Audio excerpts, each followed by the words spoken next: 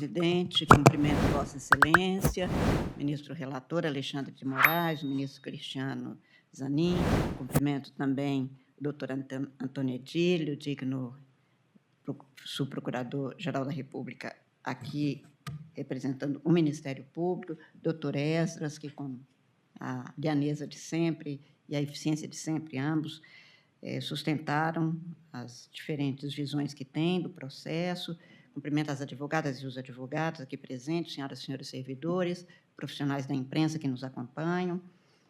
Senhor presidente, eu também tenho um voto escrito, de que farei juntada, e, portanto, vou fazer apenas algumas observações do que nele constam, para demonstrar como também examinei e como formulo a motivação do meu voto. Presidente, esta ação penal,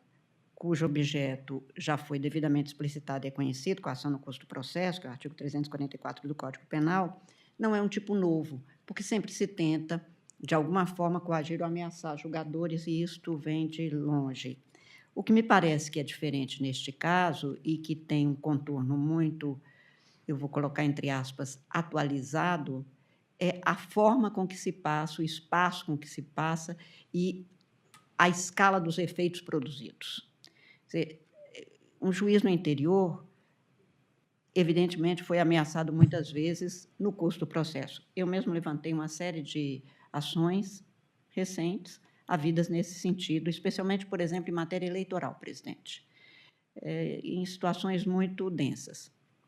E não se há de dizer que o juiz se curva, até porque, se o juiz se submetesse como pretendem, não tanto que julgaram. Claro, o Brasil tem juízes, tem tribunais, tem juízes que têm a coragem necessária para cumprir suas obrigações constitucionais, que é exatamente de julgar e não se deixar vergar por nenhum tipo de ameaça ou coação que se imponha ou que surja em relação a eles. É isso que faz um Estado de Direito e um Estado democrático de direito. É essa circunstância que precisa de ser considerada quando se dá uma ação penal cujo objeto seja, como este aqui, este tipo penal. Alguém, por interesse próprio ou interesse de terceiro a que se ache diretamente vinculado, tenta coagir o julgador. Tenta fazer com que, portanto, ele se obtenha algo que lhe pareça favorável, submetendo a seu voluntarismo, o que é uma obrigação legal, que é a de julgador julgar um processo, segundo o estado de processo, garantido o devido processo legal. Isto tem, como eu disse, e pus entre aspas a atualidade, porque a formulação e a produção das provas, neste caso, demonstra bem o momento no mundo que nós estamos vivendo. A utilização de tecnologias, redes sociais, que espalham e fazem com que as mentiras e as ameaças veiculadas sejam de acesso amplo e geral em todo o mundo, não é só num local, tanto que foram perpetrados atos fora do Estado brasileiro, e nós sabemos, e está em foco hoje nos estudos constitucionais e na jurisprudência constitucional, o que é a soberania nacional. Neste caso, parece-me que a ameaça realmente se põe ou se volta contra a soberania judiciária do Brasil. É a tentativa de se impor que não se julgue algo que foi extremamente grave e que, sob a visão do réu agora, teria como efeito impedir o julgamento ou, como ele afirma numa das suas falas, que até foi reproduzida hoje, um alerta para que a gente não julgasse, como se a utilização "não estou ameaçando, estou alertando" alterasse alguma coisa do conteúdo do que foi afirmado, divulgado e reiterado. Então, eu acho que, neste caso, nós temos bem um quadro, primeiro, de atualidade sobre a forma, os meios e a escala de efeitos produzidos por esse tipo de ameaça produzida, de coação produzida no curso do processo. É preciso, cada vez mais, que o Poder Judiciário fique atento para, cada vez mais, sermos juízas e juízes que mantenham a sua obrigação constitucional de julgar independente de qualquer ameaça, coação, porque a ameaça não se conforma nem tem que se conjugar com temor. Nós não tememos, mas houve ameaça e nem por isso deixa de, portanto, poder configurar o tipo penal do que aqui se dá. Até porque qualquer temor que conseguissem incutir deitaria por terra o Estado democrático de direito, como nós já julgamos em outros julgamentos não poucas vezes reiteramos.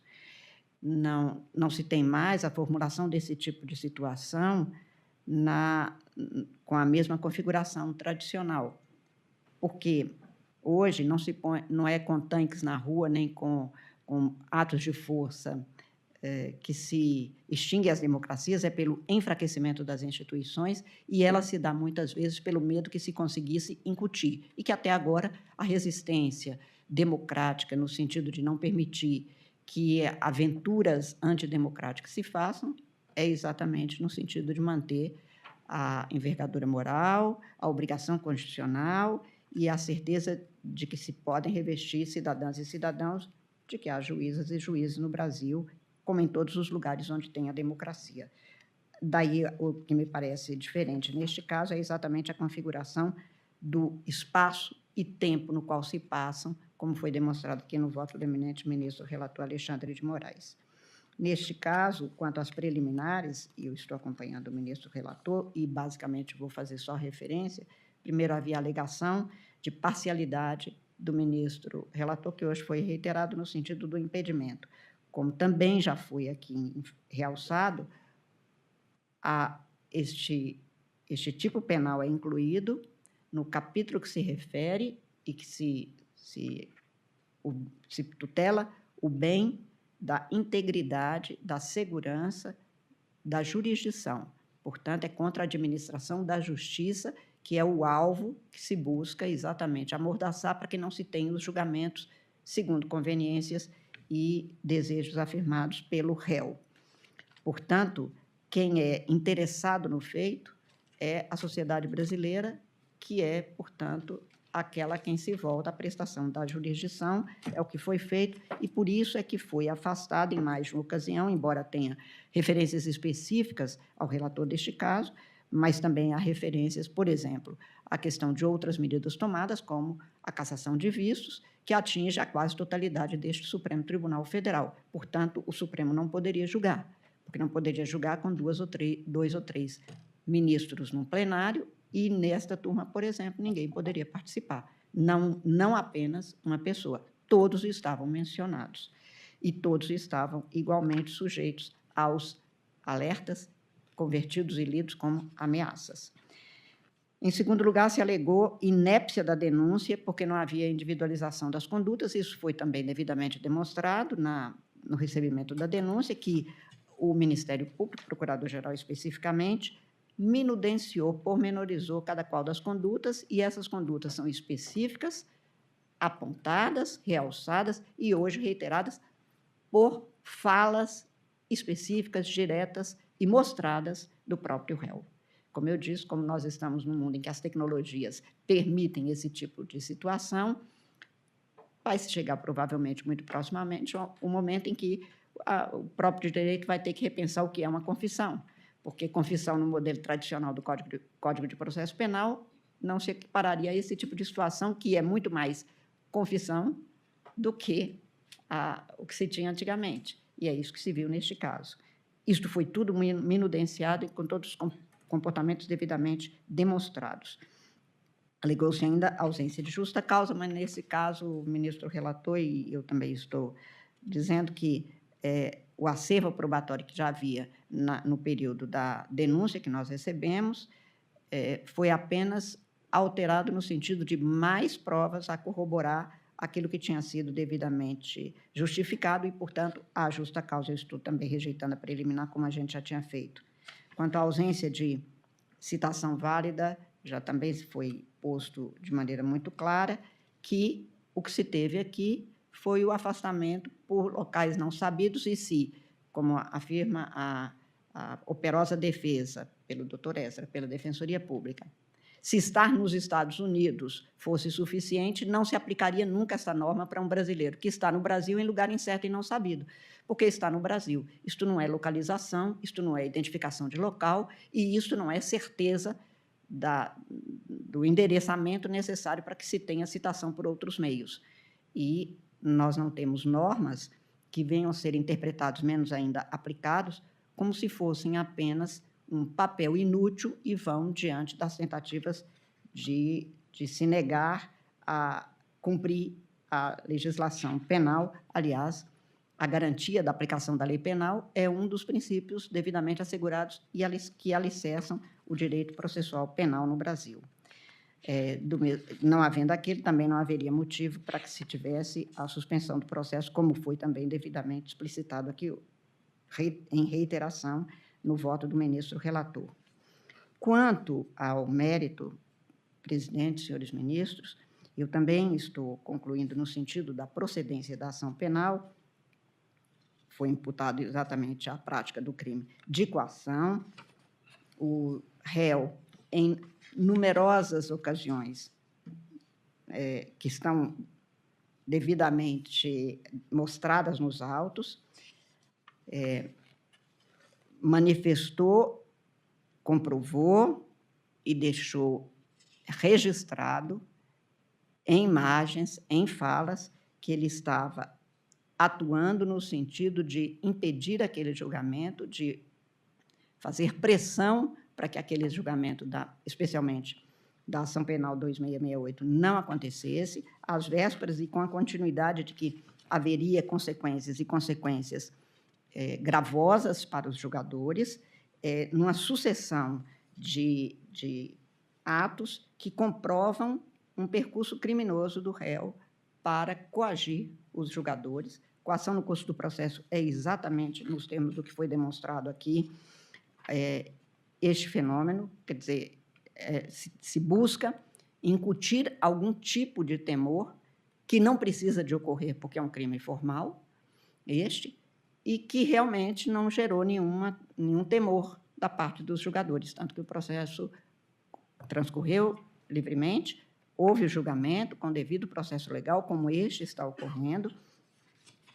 Alega-se que haveria aqui uma necessidade de se garantir que o réu, por ser deputado federal, como era até o mês de dezembro do ano passado, não poderia ser julgado. Imunidade não significa impunidade. Nós temos tanto a legislação quanto a jurisprudência deste Supremo Tribunal Federal, no sentido de que qualquer manifestação é válida, inteiramente válida, e aí a imunidade parlamentar é para garantir que ele, numa restrição indevida, não pudesse se manifestar sobre algo do interesse público. Aqui nós estamos falando de interesses particularíssimos, voltados a objetivos que beneficiem uma pessoa ou um grupo de pessoas. Portanto, não é no exercício do cargo, não é em função do cargo, e não estava, aliás, no exercício do cargo, até porque o réu estava ausente para exercer o seu cargo e foi cassado exatamente por esta ausência. Tudo que se tem no processo, portanto, é a demonstrar que as expressões que foram utilizadas e a liberdade de expressão está mesmo garantida, nisto a defesa tem toda a razão, está devidamente garantida no Estado brasileiro, e não é este o questionamento que se põe, é que a expressão como manifestação da liberdade é o coração do direito constitucional, a expressão como prática de crimes de injúria, calúnia, difamação, coação ou qualquer tipo de manifestação criminosa exige a resposta do direito, incluída aí do direito penal, e configurado o crime de coação no curso do processo, na tentativa de impedir que a jurisdição fosse devidamente prestada para favorecimento de interesse pessoal ou de terceiro, configura o tipo penal. Isso está demonstrado, como eu disse, como me parece, é a conclusão a que chego, razão pela qual, senhor presidente, senhores ministros, eu concluí no sentido de julgar procedente a pretensão punitiva, condenando o réu Eduardo Nantes Bolsonaro pela prática do crime previsto no artigo 344 do Código Penal, ou seja, coação no curso do processo. É como o voto, como disse o senhor presidente, fazendo juntada de voto. Fala, galera da Folha TV, não se esquece de se inscrever aqui no nosso canal para assistir programas como Folha Notícias Manhã, Folha Notícias Noite, o nosso Folha Entrevista e o nosso Barzinho das Meninas. Muitas coisas bacanas a gente acompanha por aqui e a gente precisa muito, muito do apoio de vocês para nosso trabalho jornalístico, investigativo, de curadoria de conteúdo, com vocês ajudando no nosso Pix, folhademocrata@gmail.com, ou mandando superchats, valeu demais, e os recursos financeiros, tornando-se membro do nosso canal, no nosso curso de jornalismo básico, para você ficar muito bem informado a respeito de tudo. Queridos e queridas, muito obrigado pela presença de todos vocês. Vida longa e próspera. Cuidem-se, cuidem dos seus e não esquece de se inscrever aqui na Folha TV. Até mais!